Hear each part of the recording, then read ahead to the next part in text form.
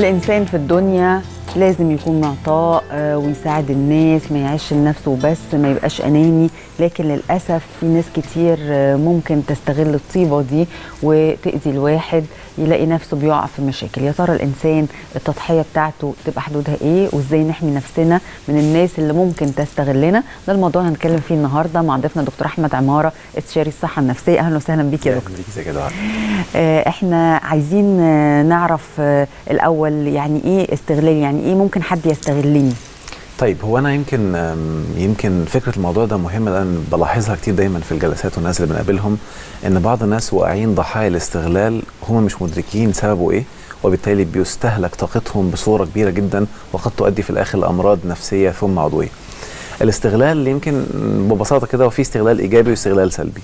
الاستغلال الإيجابي هو استغلال كل ما خلقه الله لنا من ماديات في الدنيا. يعني ربنا حتى قال لنا: وسخر لكم ما في السماوات وما في الأرض جميعا منه. الاستغلال أصلا معناه أن أنا آخد، يبقى في جانب مستفيد وجانب غير مستفيد.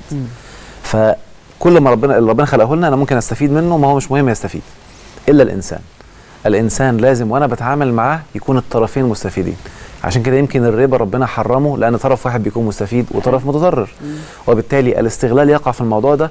بس اللي بيحصل بقى في عالمنا العربي أن الاستغلال بيكون استغلال مشاعر دايما، استغلال طاقات، وبعد كده يبقى استغلال الشخص نفسه أو مادياته. ده بيحصل بسبب حاجات كتير، ويمكن خليني أقول حتة مهمة دايما، وده من منظور نفسي بحب أنبه الناس ليه، إن أنت أول ما تقع في استغلال، ودي نعمة ربنا مديها لنا، إنك أيا كان المشكلة لازم تعرف إن أنت السبب، لازم تكون متأكد إن أنت السبب. ولو أنت أدركت إن أنت السبب هتعرف تحل الموضوع بمنتهى البساطة. لو أنت ألقيت باللوم على غيرك هتفضل تعاني بمنتهى البساطة برضه. حلو كده؟ المستغل لا يمكن يعرف يستغل إنسان إلا لما يكون هو مهيأ نفسيا للاستغلال. وأول حاجة بتحصل إن الإنسان بيفقد ثقته في نفسه، بيفقد تقديره لنفسه الطبيعي الحقيقي اللي ربنا مديهوله، ويبدأ يشوف نفسه أقل من الآخرين. ده أول مدخل بيوقعك ضحية للاستغلال. فبيعمل إيه بقى؟ يبدأ يجي على نفسه عشان يعمل حاجات إيجابية، علشان الناس يشوفوه كويس أو يشوفوه جميل أو يبدأوا يمدحوه. فهو من الآخر بيشتري قيمته وبيشتري مدحه من نفسه، بيظلم نفسه عشان ياخد قيمة من الآخرين. اللي بيحصل في الأول بيكون سعيد، بيكون مرتاح، بيوهم نفسه وهم ديني، يمكن هشرحها بعد شوية، إن أنا كده بعمل إيثار، والإيثار مختلف تماما عن الموضوع ده. يوم بعد فترة لما تستهلك الطاقة بتاعته وتقل، يفاجأ إن كل اللي حواليه اللي هو كان بيعمل لهم حاجات كتير بينقشعوا، بيبدأوا يختفوا. ليه؟ لأنه كان مبرمجهم على الاستغلال، إن أنا أفيدكم ومش مهم أنا أستفيد، أنا آخر حاجة. عشان كده هقول هنا حتة مهمة جدا لازم الناس تنتبه ليها. ده منظور في علم النفس بنسميه وين وين، ان انا المصلحة يعني الاثنين مستفيدين، مشتركة. انا وين، انا فايز مستفيد، واللي قدامي وين مستفيد. الانسان غير الواثق من نفسه لما بيقع في مشكلة الاستغلال بيبقى عايش بمبدأ لوز وين، مش مهم انا، المهم كذا. حطي بقى كذا دي على مختلف النواحي الاجتماعية. مش مهم انا، المهم ولادي. مش مهم انا، المهم جوزي. مش مهم انا، المهم مراتي. مش مهم انا، المهم بابايا.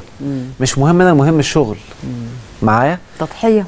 ما هي ده اللي بيعمل مصيبة. الوضع ده شكله الناس فاكرين هو جميل، ولكن اللي بيحصل الانسان يستهلك يستهلك يستهلك لغايه ما فجاه الدنيا كلها بتنهار من حواليه، بعد ما يكون خلاص ما عادش ينفع يلم الموضوع. في طريقه تانية ممكن اعملها اشرحها بعد شويه، بس المهم الطريقه دي اللي بنسميها لوز وين، بتجذب لحياتك كل السلبيات. طيب الطريقه دي هي شائعه عندنا جدا في الوطن العربي، زي ما حضرتك بتقولوا، ممكن نكون واخدينها من نقطه وجهه نظر دينيه، انه ايثار. انا اعمل ايثار، مش مهم انا، المهم ابني. مش مهم انا، المهم امي. مش مهم انا، المهم اخويا. كده طيب. ناس كتير جدا عايشين في الدايره دي، التضحيه. ده كلام جميل. خليني اقول لك حاجه مهمه قوي. لو انا جبت مثال دلوقتي، ان انا معايا ازازه ميه، وحضرتك خلصتي الميه بتاعتك وعطشانه جدا، وازازه الميه دي بتاعتي انا، وجيتي طلبتيها مني، ممكن اشرب؟ هي ازازه الميه دي بتاعتي، حقي ان انا اقول لك لا. ده حقي. ايوه. حلو كده. لو انا قلت لك لا، لا انا انسان وحش ولا انسان اناني ولا انسان سلبي، بس انا هقول عليك كل ده. ما ده الغلط بقى، دي المشكله اللي المجتمع واقع فيها. هي حقي. حلو كده، وارجو الناس ينتبهوا للحته دي، الفرق بين الحق والايثار. ان انا اقول لك لا ودي ازازتي، ده حقي. ان انا اؤثرك على نفسي واقول لك اتفضلي، انا عملت حاجه زياده جدا وايجابيه جدا. اللي حصل بقى ان المجتمع بدا يعتبر ان دي هي الاصل. ايوه. ان انا اديها لك ده الاصل. ايوه. ولو انا احتفظت بيها لانها حقي يبقى انا انسان سلبي. فعلا. ده اللي لخبط المنظومه. حلو كده. يعني هديكي مثال تاني برضو بيحصل للناس في الحياه. انا ممكن اكون في البيت، حد يخبط عليا فجاه من غير ما ينبهني ولا يعرفني انه جاي. فافتح الباب وانا مش مستعد، او كنت عاوز اذاكر، او كنت عايز اعمل حاجات مهمه معايا، فالاقيه قدامي. حقي اني اقول له لا شكرا مش هينفع ادخلك. ده حقي. ما ينفعش تقول له كده طبعا. وانا كده على راي حبايبنا عداني لعيب وازح. ده حقي. اللي بيحصل بقى ان الموروث الاجتماعي اللي احنا عايشين فيه بيعتبر ده قله ادب. عيب. مع ان ربنا في القران حط لها نص وقال للواقف بره وان قيل لكم ارجعوا فارجعوا هو ازكى لكم. ده حق. صح. يعني الدين عندنا بيحافظ على الحقوق، اهم حاجه حق الانسان وحريته، ده من اهم مقاصد الدين. بس العادات الناس واخدين ما ده اللي بتكلم فيه بقى، انت بتعبد ربنا ولا بتعبد الموروث بتاعك والعادات والتقاليد؟ هي دي المشكله. الانسان اللي بيعبد ربنا مش مهم يقول عليا ايه. انا مش مستعد اصلا. طب سؤال مهم، تخيلي بقى دخلت وقعدت كاتم نفسي، انا كده في اسم الدين اسمي ظالم لنفسي. انا كده باخد سيئات، تخيلي بقى، وبالتالي بستحق ظلم ولخبطه في حياتي عشان عملت كده. طب سؤال مهم تاني، الايثار. تعالي بس اقول تعريف بسيط الفرق بين الايثار وان انا اجي على نفسي، لان الناس الحته دي مش مفهومه عندهم شويه. ان انا اجي على نفسي معناها ان انا اعمل حاجات ضاغطه واكون مضغوط وتحت ستريس على امل ان اللي قدامي يعمل رد فعل انا عايزه. يقدرني، يعاملني بالحسن انا كمان، يديني حاجات ايجابيه. ايه اللي بيكشف بقى اذا كان ايثار ولا جاي على نفسي؟ لو اللي قدامك ما ادالكش اللي انت عايزه. لو اللي قدامك، وده الترمومتر او المعيار اللي اعرف بيه اذا كان ده ايثار ولا جاي على نفسي. لو اللي قدامي ما اداليش اللي انا عايزه ورحت متضايق ومخنوق ومنفعل، يعني ما كانش ايثار يا باشا. الايثار من الاخر مركزيتي فيه ربنا. التضحيه مركزيتي فيها انا. انا بعمل عشان عايز اخد، فانا بشتري. يوم اللي يحصل اللي كان بيجي على نفسه هيجي في يوم من الايام، وانا متخصص في علم النفس وبقابل حالات كتير جدا. اللي بيضحي او اللي بيجي على نفسه هيجي في يوم من الايام ويقول انا عملت كل ده عشانك ويقوم منهار في الاخر. بعد ما يبدا يطلع كل الطاقات اللي عنده ما عادش عارف يطلع ومستني ياخد، هيقوم واقع. اللي بيعمل ايثار بيعملها عشان مين؟ عشان ربنا. فهو بيطلع للناس وبياخد من ربنا. اللي بيجي على نفسه بيطلع للناس ومستني منهم يشحن منهم. فبيحصل له شح في النفس، فبيلخبط الدنيا. النقطه الخطيره بقى، هو بيكون عايش بمبدا لوز وين، انا خسران المهم الاخرين. بيقوم جاي عليه فتره لما فجاه يلاقي ان اللي بيعمله ما بيجيبش نتيجه، يقوم قالب الى وين لوز اللي هي الانانيه. المهم انا وتوظف الناس. فده برضه منظور سلبي تاني، ما هو الشيطان بيقعد يلعب بيه بقى، ياخده من هنا لهنا معايا، مفيش وسط. يفضل طول حياته لوز وين، انا اخسر والمهم الاخرين يكسبوا، المهم ولادي، المهم عيلتي، المهم كذا. لما تلاقي نفسك خلاص يقوم قالب على الناحيه الثانيه وين لوز، يقوم الكل يكرهه. وده بيحصل دايما. يقوم عليا وعلى اعدائي بقى، خلاص بقى انا كده بايظه مش مهم. يشوفوني بلطجي، يشوفوني سلبي، ويبدا ياخد المهم اكسب مش مهم الاخرين. فيبدا يدخل في تراك تاني اكثر سلبيه وهو الانانيه، فالدنيا بتلخبط معاه. عشان كده خير الامور ايه؟ الوسط. وين. بالمناسبه اللي بيبقى لوز وين، ان انا اخسر والمهم يكسبه، لما يقلب وين لوز ممكن يجي عليه فتره ويقوم قالب لاخطر مرحله اللي هي اللوز لوز، اللي هي كرسي في الكلوب. انا خسران وهو خسران، انتحر بقى، اولع الدنيا، او اروح اعمل حاجات اولع في نفسي واموت ناس. لو دخلت باسم الدين يخش بقى يعمل عمليه استشهاديه. المهم انا بقيت لوز، كله ضايع وانا ضايع، مش مهم بقى اعمل اي حاجه. ولو حد مسك شخص زي كده لبسها له باسم الدين تبقى مصيبه. فدي كارثه. المرحله الثالثه اللي هي لوز دي هي مرحله تسبق الانتحار. انا خسران وكله خسران، يلا بقى. فالمرحله المهمه اللي هي الدينيه الصحيحه اللي هي وين، واول وين انا والاخر الثاني، ده اللي بنسميها الاقربون اولى بالمعروف. عارفه مين اول الاقربون؟ ده ايه؟ انا يعني؟ ايوه. اول الاقربون انت اللي ربنا نزل لك نص في القران وقال لك يا ايها الذين امنوا عليكم انفسكم. ونزل نص تاني وقال لنا ليس عليك هداهم. احنا عكسنا بقى، مش مهم، المهم هم. ايوه. فاللي بيحصل بقى عليكم انفسكم هيخليك تشحن وتعمل حاجات كويسه مفيده لنفسك وتبقى سعيد ومرتاح. هتعرف بعد كده تدي الاخرين. ولما تدي الاخرين هتدي لهم من الزياده اللي جات لك، مش من امكانياتك اللي موجوده عندك اللي عماله تقل، او مقدراتك اللي هي عماله تقل لانك ما بتاخدش. يعني هدي حته معلش بسيطه شويه. الامهات للاسف اللي بتيجي على نفسها علشان خاطر عيالها، هي فاكره ان ده صح، ولكن ده والله العظيم نصيحه لكل ام، ده خطر جدا. ليه بقى؟ اي ام بتيجي على نفسها عشان خاطر عيالها بتبدا تربيهم على ان ماما دي اخر حاجه تبص لها اصلا. هي بتعمل كل حاجه عشاننا، المهم انتوا، المهم انا. فبتحوله الاناني، بتحوله لما ما يعوزش حاجه مش موجود يقعد يعيط وينهار لو هو صغير. لما يكبر المهم شهوتي والمهم مزاجي، طز في كل عيلتي، انا المهم. فيبدا بعد شويه لما تبدا الام تتعب وتحتاجه بيبدا يتخنق، فيقوم وديها الاقرب مكان دار ايتام او الكلام، او دار قصدي مسنين او الكلام ده. النقطه الاخطر تانية كمان بقى لما تبدا الاولاد يجوا على نفسهم عشان خاطر ابائهم. انا بقول المنظور السلبي، وعشان ما تفهمونيش غلط هقول المنظور الايجابي بعد شويه. المنظور السلبي ان انا ابدا اجي على نفسي عشان خاطر اهلي معايا، وبالتالي اضغط نفسي واقهر نفسي عشان خاطر كذا كذا كذا تحت اسم الدين، مع ان الدين ما قالش كده. الدين يمكن قلناها في حلقه من الحلقات زمان، الطاعه ان انا اطيع ابويا وامي او اطيع اللي معايا. الطاعه جايه من طوع مش من اكراه. الطاعه اصلا عكس الكره. ربنا حتى قال ائتيا طوعا او كرها. فالطوع عكس الكره. الطوع جاي منه ايه؟ دعاء. انا بتطوع للعمل الخيري، بتطوع مثلا لجمعيه خيريه، تطوع يعني بمزاجي. ممكن اعمل حاجات مجهده بس تطوع نفسي. انا رايق ومستمتع. فانا طاعه الاب طاعه الام يكون بمزاجي بروقان معايا. لو انا فاهم المنظور الديني بتاعنا انا هاخد ثواب عالي، فانا بعملها باستمتاع، ما اكونش مضغوط ابدا. ما فيش في الدين حاجه اسمها ضغط. ما جعل عليكم في الدين من حرج. حلو كده.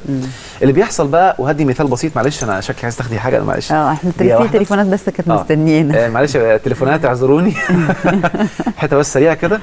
لو جبت مثال دايما لشابين او اختين في اسره، واحد فيهم بيعمل مبدا الاقربون اول معروف، انا ثم بابا وماما معايا.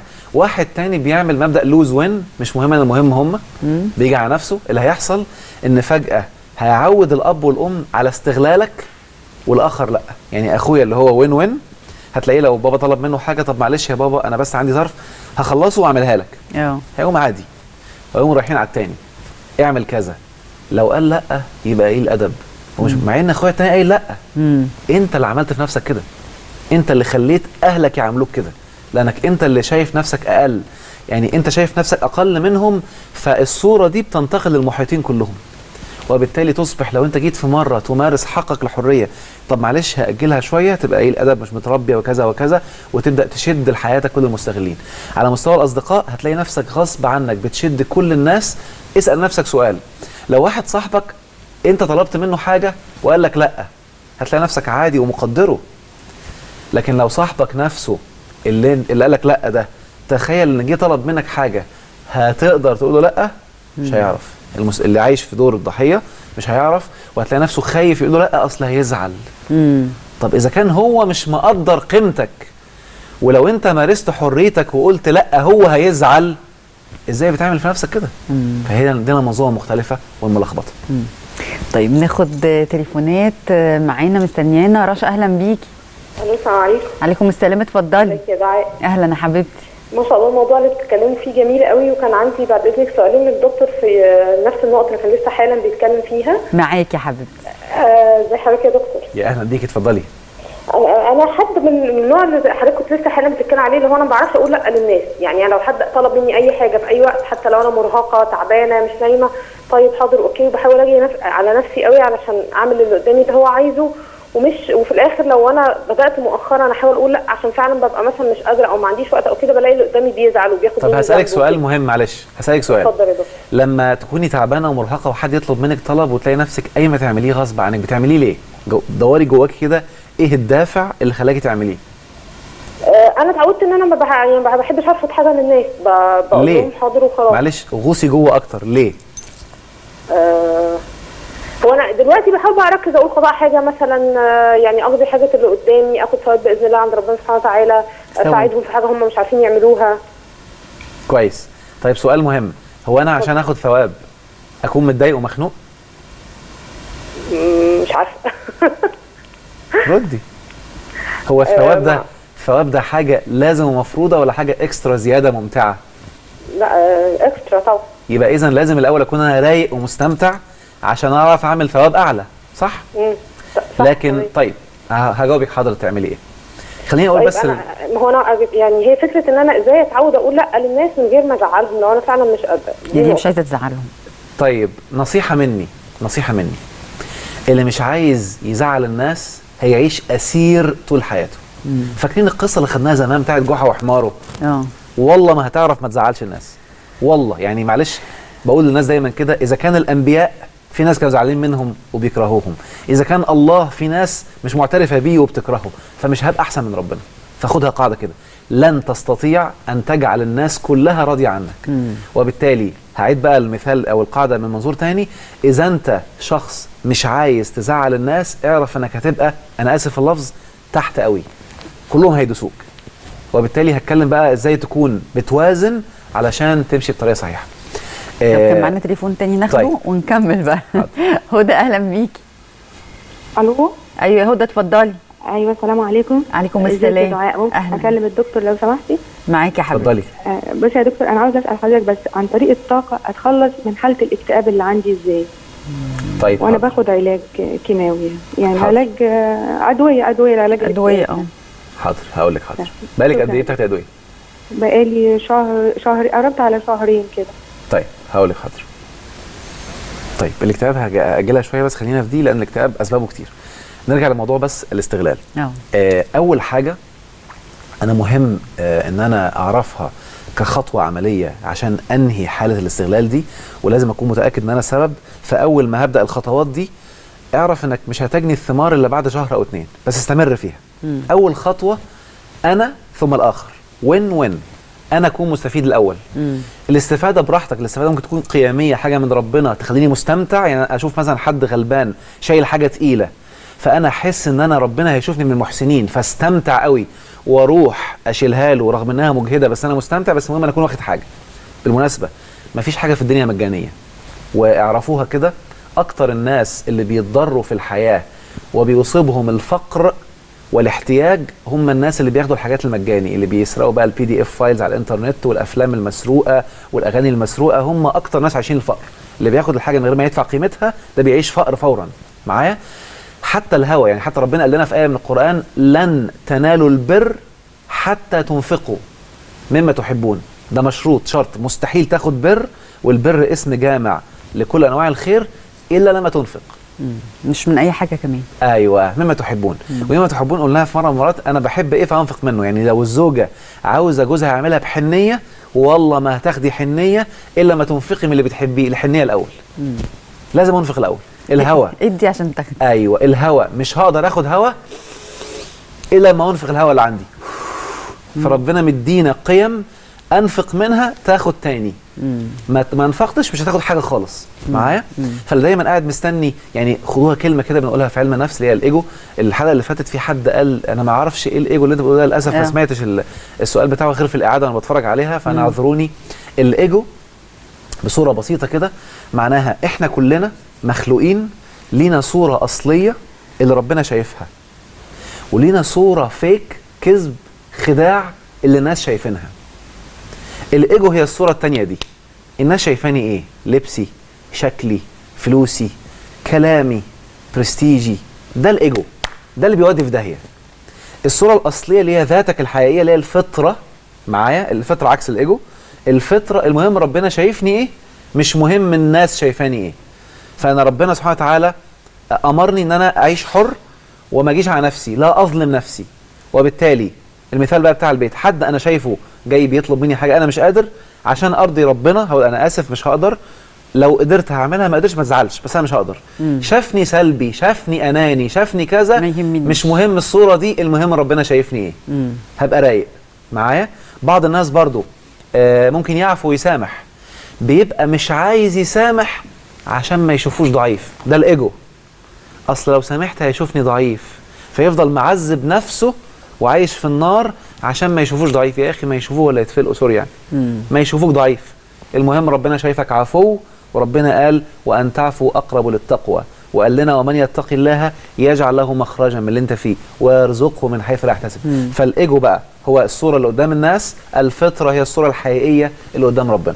نرجع بقى لموضوعنا. المستغلين دايما او المستغلين هو اللي بيكون مهتم بالصوره اللي قدام الناس اللي هي الايجو، مش الصوره اللي قدام ربنا. يجي على نفسه عشان ما يزعلش اللي يجي على نفسه عشان قدامه، ما يزعلش الناس، عشان ما حدش يقول عليه ان هو اناني. وبالتالي هقول له بقى الايه الكريمه اتخشونهم والله احق ان تخشوه. اللي بيحصل ايه؟ معلش نصيحه مني، اول ما تبدا، لو انت بقالك فتره بتيجي على نفسك، اول ما تبدا تهتم بنفسك وين هيبدا يظهر لك المستغلين. وما تزعلش لو كانوا من الاهل، من الاب والام، ده طبيعي، انت اللي كنت سبب، هم مش وحشين، هو انت اللي كنت معودهم غصب عنهم، فيبدا يحصل لخبطه. اللخبطه زي ما اتفقنا هتقعد لها من شهر الى 2، ده طبيعي جدا. لخبطه وكل شويه كلام سلبي، كل شويه تلقيح كلام، وكل شويه كذا. الاب والام مستحمل، هم بابا وماما، حلو كده. مش انت عاوز تعمل ايثار؟ اؤثر بقى دلوقتي وخليك استحمل الكلام ده في سبيل الله. لو انت عايز تعمل ايثار بجد بقى، انك مش مهم صورتي قدامهم، مهم ربنا شايفني ايه. وبعدين ارضيهم بالكلام الايجابي، يعني والله العظيم انا عايز اساعدكم، بس انا معلش عندي كذا هخلصها واعمل كذا. طالما بابا وماما خليك راقي، خليك محترم، مش قفش بقى وتقول لهم احمد عماره قال والبس انا في الاخر معايا. لان دايما يقول لك ايه، مره كان عندي كنت عامل كورس عن ازاي تعلي ثقتك بنفسك، ففي مواضيع الكورس كان في موضوع ازاي تتعامل مع المحبطين. فمن ضمن اسئله المحبطين فبنقول كده، لو حد بيحاول يحبطك دايما بيكون من المقربين، فاساله سؤال بسيط كده، هو انت عايز تحبطني؟ فاوتوماتيك هيقول لك لا يا حبيبي، لا والله انا عايز اساعدك وعايزك تبقى كويس وعايز تبقى كذا وعايز تبقى كذا. شايف انا قلت ايه؟ بسيط. واحده صاحبتنا بقى كانت حاضره في الكورس، راحت البيت، فالظاهر اللي كان بيحبطها هو جوزها. جت في جوزها. فمش عارف بيقول لها كذا كذا كذا، راحت واقفه وعامله كده، الكاميرا جايباني عامله كده، هو انت عايز تحبطني؟ احبطك واحبط اللي خلفوك يا طبعا. انت مين قال لك كده؟ قالت له احمد عماره. انت على احمد عماره، انا ما اعرفش مين، وانا ما قلتش كده. مفيش مروح كورسات. فهي دايما الكلام حتى بنقولها دايما كده، التون او طريقه الكلام بتفرق طبعا. وبالتالي مش معنى ان اقول لا ان ابقى بجح او اتعامل بطريقه مش كويسه او انهرهما اللي ربنا مخليها من الكبائر، فلا، انا بمنتهى الشياكه هعتذر، هعمل حاجه الاول عشان عندي مصلحه او عندي حاجه مفيده، ثم هخليهم بعد كده عشان اكون راضي. او عايز اعمل ايثار، حلو جدا، بس انا اكون باخد الثواب الاعلى من ربنا وانا رايق ومستمتع، وما اكونش في حاله تذمر لحظه، ده انا اكون مستمتع جدا جدا جدا وانا بعمل كده، انا جاي على نفسي عشان اخد ثواب من ربنا، هيكون جاي لي اعلى. لو اتخنقت يبقى انا ضيعت الايثار، وفي نفس الوقت انا اسف، وفي نفس الوقت ابقى عامل حسابي ان لو ما قدروش، وده الايثار بقى، ولا هيفرق معايا، ولو ما قدروش وبقوا سلبيين ومحدش ده اللي انا عايزه وطلبوا مني حاجه تانية، هاؤثر تاني، لانه بعمله لربنا مش ليا ولا للايجو بتاعي. نورهان اهلا بيكي. الو. ايوه حبيبتي اتفضلي. كنت عايزه اسال الدكتور سؤال. معاكي يا حبيبتي.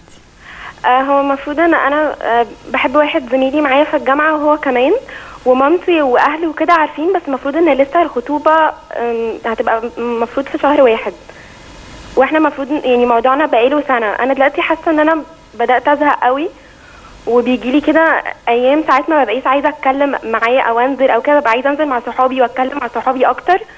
فخايفه بقى ان قدام المفروض احنا كمان نتخطب مثلا بتاع 2 او حاجه، فحاسه ان انا بعد ال2 ده هكون زهقت اكتر، مع اني انا بحبه جدا. طيب مين قالك ان ده حب؟ نصيحه مني والله، ويا ريت كل البنات والولاد يركزوا معايا كويس قوي. الحب بجد لا ينشأ الا بعد 6 شهور من الجواز. حلو كده؟ قبل كده سميه اشتياق، سميه لهفه، اعجاب، سميه تعلق، سميه اعجاب، كل ده مش حب. وبالتالي من علامات التعلق، وده مش حب خالص، ان انا لما يكون مش موجود احس ان انا متلخبط ومش قادر اعيش من غيره، وعايز اسمع صوته وعايز اسمع كلمه بحبك دايما، ده تعلق مش حب. ده غصب عني بيبدا يخلي طاقتي تاخد منه، مش من المصدر الرئيسي الطبيعي اللي ربنا خلقه لنا هو الله سبحانه وتعالى، او الحاجات الفطريه القيميه اللي ربنا مديها لنا. ده بالنسبه للتعلق. الاعجاب والاشتياق ده بيكون اشباع حاجات عندي ناقصه. بيحصل بقى ان انا اول ما اخدها وتشبع احس بالزهق وان انا ما عدتش عارف اتعامل معاها. ده يبقى اعجاب ولهفه او اشتياق مش حب. فاهم حاجه، انا مش عارف انت ايه ومش هينفع احكم عليكم انتوا الاثنين. اقعدي مع نفسك كده، اسالي نفسك لما هتجوز انا عايزه مواصفات شريك حياتي ايه، وانا عايزه اعمل ايه بسبب الجواز او الجواز ده انا بعمله ليه. حطي المواصفات قدامك ايجابيه وسلبيه، ايه اللي انت مش عايزاه. لو هو منطبق عليه الايجابيات الصفات الايجابيه كملي، لو في لخبطه ما كمليش. او اسالي سؤال تاني، لو هو متقدم لاختي او لواحده صاحبتي قوي هوافق ولا لا. ساعتها هيبان الحقيقه بمعزل عن الانفعال، لان الانفعال بيشوه التفكير المنطقي بنسبه من 70 الى 80%. هنروح لفاصل ونرجع تاني مشاهدينا نكمل حلقتنا، خليكم معانا. الفاصل هو اللي هيجي لنا مش احنا هنروح.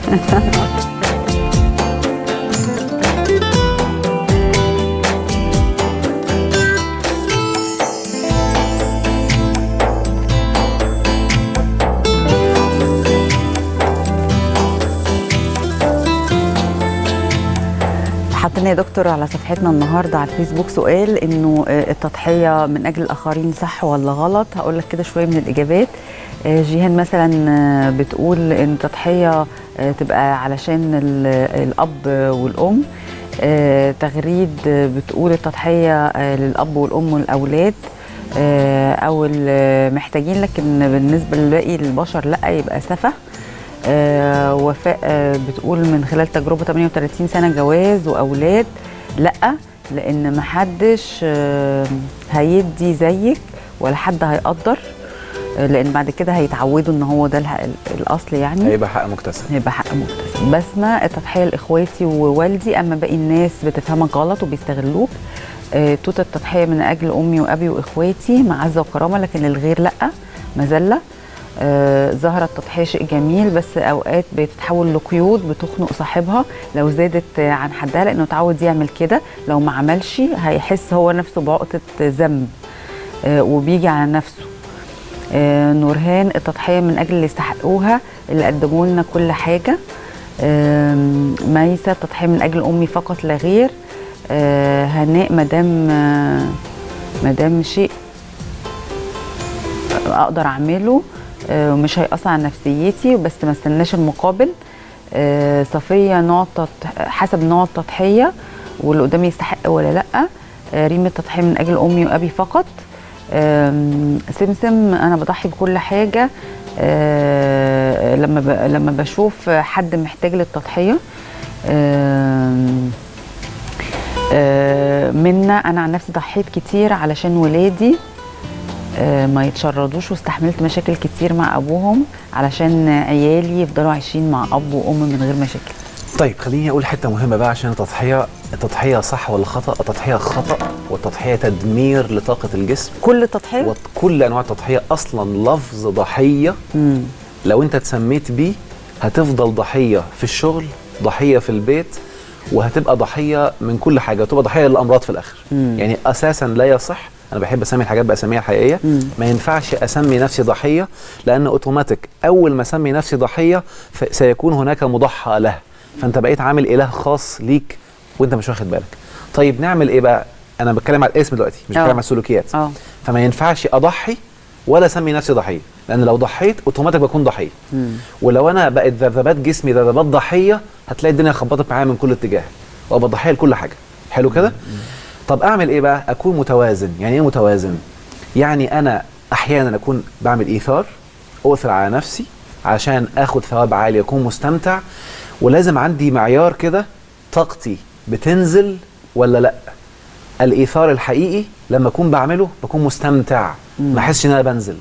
لو لقيت نفسي جاي على نفسي او مضغوط يبقى ده غلط، وبالتالي ما اعملوش. طب نفترض ان الوضع محتاج ان انا اجي على نفسي مع ضغطه، ساعات بيحصل مع الاهل كده او حاجات اضطراريه مثلا معايا، انا لقطت ان انا اللي بعمله ده بياخد من طاقتي وبيأثر فيا، بعدها على طول اعمل لنفسي حاجات ترجع الطاقه تاني ممتعه بروقان. يعني اعمل توازن. ما ينفعش اكون على طول الخط انا باجي على نفسي. لا، مرتين ثلاثه اجي واربعه خمسه لا، واقوم راجع تاني مرتين ثلاثه اجي واربعه خمسه لا. بيكون اللي حواليا عارفين ان لما قلت لا ابعد عنه دلوقتي، ده بيقول لا. هقعد فتره اشحن فيها وارجع الدنيا تاني واقوم راجع مره تانيه. لان انا بتكلم لان معظم الناس ظروفهم مختلفه. حلو كده. الخطوه اللي بعد كده عشان بقى ابدا، انا هنا بدي طريقه لو انت واقع في التضحيه وغرقان فيها. ابدا اول خطوه خلي توازن، مره مره لا، 2 2 لا، 3 3 لا، بحيث تعمل توازن عشان تخرج من الحاله دي وطاقتك ترجع لك. بعد كده قلنا تعمل مبدا وين وين، انا ثم الاخر. رقم 2 تتعلم تقول لا. لو انت بدات تقول لا هيحصل حاجه جميله جدا، وانا بقول انها جميله ومسميها اسم حلو، ان هيبدا 90% من اللي حواليك يختفوا. لانك طول ما انت ما كنتش عارف تقول لا، اعرف ان كل اللي حواليك مستغلين الا قليل. فانت اول ما تبدا تقول لا، اللي ما عادش هيستفيد منك، او هقولها باسلوب تاني بقى عشان اخليهم ينفعلوا، اللي مش عاوز يديك حقك هيبعد عنك. مش هيرضى لانه كان مستفيد. افرح، لان بمجرد ما يختفي 90% من الناس دي هيبدا يحصل خلل عندك في الطاقه بتاعتك، هيتعوضوا ب 80-90% ناس بيقدروا حقك، فتبقى عايش معاهم وين وين، تستفيد وتفيد. يبقى رقم 2 تتعلم تقول لا. رقم 3 ودي مهمه جدا، قلتها كذا مره قبل كده، اعرف قدر نفسك. انت مش مهم تاخد قدرك من الناس. ويمكن بسبب موروثنا الجميل بعض الناس بيفسروا حاجات بمزاجهم. يعني في حديث بيقول رحم الله امرئا عرف قدر نفسه. في بعض الناس بيفسروها عرف قدر نفسه. يا عم انت عمال تجري وتجري، عايز واحد عنده حلم كبير وعاوز يروح يحققه، يقول له يا اخي تهد بقى، انت ايه اللي انت عامله ده؟ رحم الله امرئا عرف قدر نفسه، وكأن قدر نفسه قد كده. مع ان المعنى الحقيقي رحم الله امرئا عرف قدر نفسه. عارفه ايه قدر انفسنا؟ اقول لك مفاجاه، ناس كتير حافظينها بس مش واخدين بالهم منها بالوعي. قدر نفسي ان ربنا خلى الملائكه كلها تسجد لي في شكل سيدنا ادم وفي هيئه سيدنا ادم. ده قدر نفسي. القدر نفسي ان ربنا سخر لي كل الكون ده كله ليا. قدر نفسي ان ربنا قال لي في القران اني جاعل في الارض خليفه، ان انا خليفه. ده قدر نفسي. قدر نفسي ان النفس دي اللي يجي عليها من اكبر الكبائر يبقى اسمه ظلم، وربنا حرم الظلم على نفسه. قدر نفسي ان ربنا سبحانه وتعالى قال لي خلقت الاشياء كلها من اجلك. ده قدر نفسي. فاللي بيعرف قدر نفسه بيعرف يحقق اي حلم في حياته. اللي بيعرف قدر نفسه، انا اسف، اي كلمه سلبيه بتيجي من حد طز، وقولها كده بفم مليان بس جواك عشان ما حدش يزعل معايا. ما تقولش بقى بيقول لي قول طز. مش مهم كلام الناس، مش مهم. يبقى حر. هتبقى انا حتى بحب اسميها انا حر بالله مش بالناس. اخرج من عباده العباد واسر بقى يقولوا عليا ايه ويشوفوني ازاي. ده اسر، ده عباده العباد. طز كرسي في الكلوب. المهم ربنا شايفني ايه، فانا حر بيك يا رب، مش مهم الناس. ربنا عارف انا بعمل ايه. انت عملت دي كذا، انت تقصد كذا، انت عايز تعمل كذا، ماليش دعوه بيك. اللي بيقعد يتدخل في النيات ده مالكش دعوه بيه. فانا مهم عارف قدر نفسي. لما تستمر على الخطوات دي كلها 2-3 هتفاجئ ان كل الظروف المحيطه بدات تتغير. طب نفترض حد عنده استغلال في شغله مثلا، هقول له بمنتهى البساطه، انت اللي مختار الشغل وانت اللي قررت تستمر في الشغل. فعندك حل من 2، قدامك شغل تاني. لو انت شايف ان بعض الناس بيستغلوا، ان احنا كشعب للاسف واقعين في الاستغلال، ومهما يتضغط علينا من بعض التجار ويرفعوا في الاسعار ويغشوا في الحاجات بنروح ناخد واحنا ساكتين.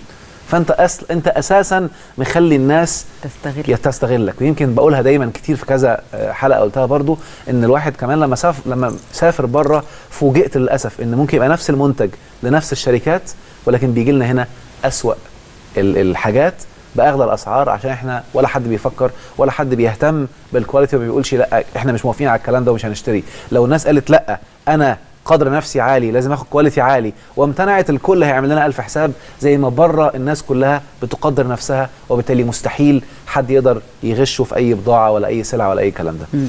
يبقى كل ما عشت الفتره دي، انا هرجع تاني للشغل، لقيت نفسي داخل الشغل حصل نوع من الاستغلال. فكر الاول هل هو استغلال؟ لان احيانا ممكن يكون الشغل بيمر بظروف معينه، فما تبقاش اناني.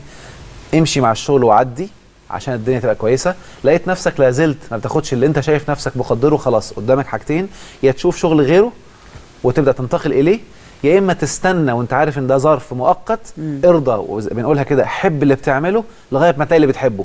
المهم ما تعيش في طاقه استغلال. يعني انا النهارده نفترض انا مقيم اللي بعمله ده ب10 قروش وانا باخد من الشغل 3 قروش. لو قعدت اقول انا مستغل بيستغلوني، هتدخل في طاقه استغلال وهتلخبط كل حياتك. لكن لو قلت خلاص انا مش مستغل، انا بمزاجي راضي قاعد وموافق، مؤقتا لغايه ما الاقي شغل تاني. فانت الان خرجت من طاقه الاستغلال وبقيت بتتعامل ان انا مقدر نفسي وده مؤقت انا راضي بيه بمزاجي، فبقى ايثار مش استغلال لغايه ما الاقي حاجه تانيه. هتلاقي حاجه تانيه بمنتهى السرعه وبمنتهى السهوله. بالمناسبه اللي بيعيش في استغلال، يعني بعض الناس من بدري وهو صغير بتلاقيه عايش بيفسر كل اللي حواليه استغلال، بيستغلوني بيستغلوني بيستغلوني، فبيمسك تراك الاستغلال او طاقه الاستغلال. لو انت بقيت كده هتلاقي نفسك لو دخلت شغل هتلاقي نفس اللي بيحصل لك من اللي حواليك، وزملائك بيستغلوك، مديرك بيستغلك. لو رايح تتجوز هتلاقي اللي انت اتجوزته بيستغلك سواء كان زوج ولا زوجه. لما هتخلف هتلاقي ولادك بيستغلوك، وهتفضل في تراك الاستغلال الى ان تحسن وتطور ما في نفسك. انت غيرت ما في نفسك وسميته استغلال، فاللي حواليك اتغير وبقى كله تفعيل للي انت عايشه. بحب اقول دايما للناس كده كلمه كده بكررها كتير يا رب تبقى في ذهنهم محفوره: الواقع هو وقوع ما في نفسك وتجليه في صوره ماديه حسيه. وبالتالي اذا كان الواقع بتاعك استغلال، اعرف انك نفسك عاشت استغلال الاول فاصبح ده واقع. عيش نفسك في ايثار وتكريم ووين وين، لا اكون كسبان وربنا مكرمني وبعزه، اوتوماتيك يبقى الواقع بتاعك عزه وتكريم، دون ان تتجنى على احد او تكره احد. وما تبقاش برضو اناني وين لوز، ان انا خلاص بقى عايز ابقى صح او انضغط على الناس كلهم ولا اجبرهم علشان ما بقاش انا لوز فلخبط الدنيا اكتر. احنا معانا تليفونات بس مش عايزه ان احنا ننسى نرد على المتصله اللي كان عندها اكتئاب. طيب هو الاكتئاب موضوع كبير يمكن اسبابه كتير وما بحبش اتكلم في الاسباب. طالما بتاخدي ادويه هقول لك بقى المنظور الثاني، المنظور النفسي، ازاي بعض التدريبات اعملها. الاكتئاب بمنتهى البساطه كده في 3 خطوات مهمين. الاكتئاب سبب الرفض، ودايما اقولها كده يا رب الناس كلها تحفظها: الرفض اذا وجه للماضي يعمل حزن واولاده، الرفض اذا وجه للمستقبل يعمل خوف واولاده، الرفض اذا وجه للحاضر يعمل ملل واولاده. لو انا رافض الماضي ابقى زعلان ومخنوق ومتضايق ومتالم والكلام ده، رافض المستقبل خايف مرعوب متوجس، رافض الحاضر ملان وزهقان ومخنوق. الثلاثه موجودين عندي، رافض الماضي والحاضر والمستقبل يعمل لي اكتئاب.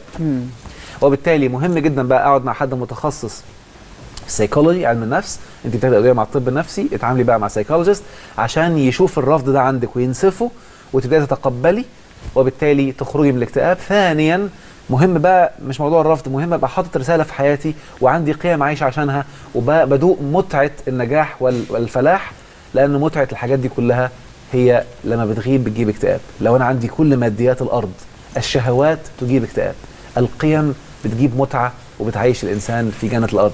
فاكيد انت غايب عنك القيم، مهم بس تعرفي عن طريق متخصصين وتعرفي ازاي تعيشي في حياتك صح. هتلاقي الحياه بقت جنه، والجنه موجوده حوالينا دلوقتي، احنا اللي مضيعينها بسبب عدم المعرفه. في دقيقه كده والحته مهمه كمان، بعض الامهات بتقع في التضحيه وتقع في الاستغلال لانها ما بتدرسش ازاي تربي صح. طب يعني بس ده الاساس، الام تضحي. ما هو والام المصريه لا ما بتفكرش. الام الضحي ده غلط. الام اللي بتضحي هتلاقي بعد فتره تعبت وجالها امراض والركب لخبطت والدنيا باظت، ده بسبب التضحيه. طب نعمل ايه؟ ما انا عايز افيد ولادي برضو. اعمل ايه بقى؟ اول حاجه لازم اتعلم ازاي اربي صح. الامهات اللي ما بيتعلموش ازاي يربوا، اول ما بيخلفوا بينسوا حياتهم وينسوا كل اهدافهم وتنسى نفسها وتعيش عشان ولادها. فهقول نفس الجمله المره اللي فاتت: القطه بتعمل كده. انت والقطه واحد. ايه اللي يميزك كبشر بقى؟ تربيه. ايوه، اللي يميزك كبشر انك تكوني بتقري وبتمخمخي، وبالتالي اعلم ولادي يبقى جزء ولادي جزء لنفسي. اهتم بنفسي واعمل حاجات انا بحبها وامتع نفسي وارضيها بالحاجه اللي انا شايفاها بالنسبه لي مهمه، ووازن ما بين ده وما بين ده. لو ما اتعلمتوش ازاي تربوا صح هتقعوا في تضحيه وهتلخبط. الام اللي بتعمل كده هتطلع اولادها رائعين جدا وهتبقى مستمتعه ومطلعاهم معتمدين على نفسهم، وهيقفوا جنبها يوم ما تحتاجهم، لانها ما وقعتش ضحيه ولم تصبح ضحيه. احنا بنشكرك جدا يا دكتور على الكلام والمعلومات اللي احنا سمعناها النهارده في الحلقه. بس نصيحه للناس: المعلومات من غير تطبيق ايوه زي قلتها. واحنا شعب استاذ. انا عارف الكلام ده، عارف. طب ما تطبق يا حبيبي. ان شاء الله نطبق ونجرب.